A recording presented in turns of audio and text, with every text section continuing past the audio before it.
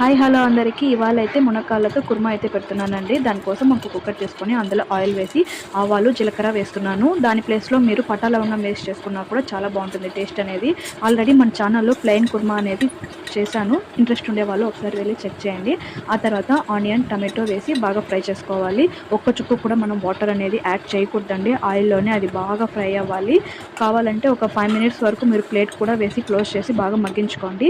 ఆ తర్వాత ఒక స్పూన్ వరకు సాల్ట్, హాఫ్ టీ స్పూన్ పసుపు, నేనైతే 2 స్పూన్ల కారం వేస్తున్నాను. మీరు తినే స్పైసీనెస్ని బట్టి మీరు యాడ్ చేసుకోండి. ఇవన్నీ వేసి బాగా కలుపుకోవాలండి. ఆ తర్వాత ఒక స్పూన్ వరకు జింజర్ గార్లిక్ పేస్ట్, మనం ముందుగా కట్ చేసి పెట్టుకున్న మునక్కాయలు అయితే బాగా కడిగి అందులో యాడ్ చేసుకోవాలి. మా పిల్లలు చాలా ఇష్టంగా తింటారు, అందుకే వేస్తున్నాను అనమాట ఈ ప్రాసెస్లో. దీని మునక్కాయల ప్లేస్లో మీరు బెండకాయ కానీ ఆ తర్వాత దొండకాయ ఏ వెజిటేబుల్ వేసుకున్న టేస్ట్ అనేది సేమ్గా ఉంటుంది, చాలా బాగుంటుంది అనమాట.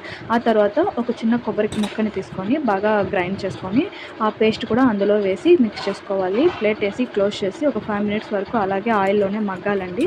చూసారా, అక్కడ ఆయిల్ అనేది మనకు బాగా పైకి తేలిందనమాట. అలా వచ్చేంత వరకు మనం పెట్టుకున్నాక మనం ముందుగా గ్రైండ్ చేసుకున్న మిక్సీలోని కొద్దిగా వాటర్ యాడ్ చేసి మిక్స్ చేసి అందులో వేయాలన్నమాట. మీరు వచ్చి థిక్నెస్ని బట్టి మీరు వాటర్ యాడ్ చేసుకోండి. మేమైతే కొంచెం లిక్విడ్గా తింటాం కాబట్టి వాటర్ అనేది ఎక్కువ వేసాను. మీరు కొంచెం థిక్గా కావాలనుకునే వాళ్ళు వాటర్ తగ్గించుకోండి.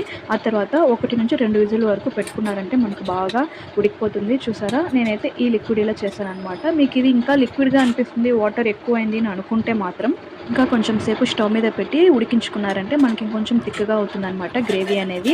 మేము నైట్కి కూడా ఇడ్లీ దోశకు కూడా యూస్ అవుతుందని చెప్పి నేను కొంచెం ఎక్కువే చేశాను. ఇది రైస్కే కాకుండా టిఫిన్కి కూడా చాలా బాగుంటుందండి. మీరు కూడా ఒకసారి ట్రై చేయండి. ఇంకొక చిన్న అప్డేట్ అండి, అదేంటంటే మనం ఫోన్పే బ్యాలెన్స్ అనేది ఒక రోజుకి 50 టైమ్స్ వరకే చెక్ చేసుకోవాలి.